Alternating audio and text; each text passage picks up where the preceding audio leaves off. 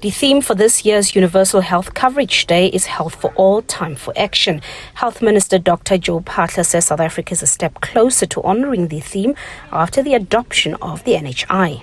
So this is a very important day for us, and we're pleased that compared to other years, we can celebrate to say there is a step forward in South Africa in the sense that we have now passed the National Health Insurance Bill, both in the National Assembly and also in the National Council of Provinces, which is very key in terms of as a legal instrument for us to implement universal health coverage. The World Health Organization has called on countries to do their part in ensuring the universal health coverage becomes a reality. The organization has lauded South Africa for its commitment.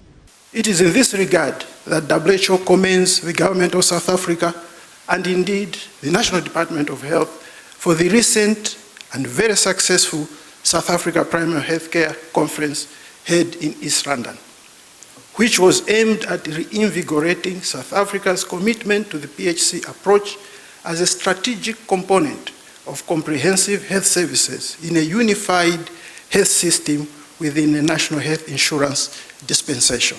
The Health Professions Council of South Africa is also happy on the strides made. The body has encouraged healthcare workers to play their part and not leave the country. We are dealing here with a global phenomenon where the world has agreed to continue into the universal health coverage. So it doesn't matter where you go, it will reach you ultimately. It is better to stay so that you work with us to make it work in our country. Activists have appealed for better concentration in rural areas. The Rural Health Advocacy Project has called for stronger political will and integrity. The biggest drive that we need at the moment is the political accountability to give life to our aspirations in Section 27 of the Constitution. Right? Similarly, we also expect a much stronger National Department of Health to guide and develop national health policy and ensure greater coordination between the 9 provinces so we can cross-learn. Meanwhile, the minister also reacted to those who want the NHI bill to be sent back to Parliament. He says the president has the last say. The people who are making those calls are within their right in terms of a constitutional and legislative framework.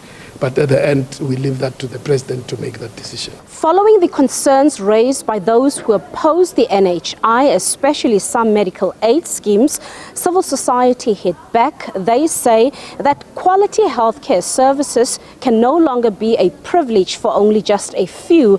They say it should rather be a universal right for all despite one's financial position. Patricia Fasahi, SABC News in Pretoria.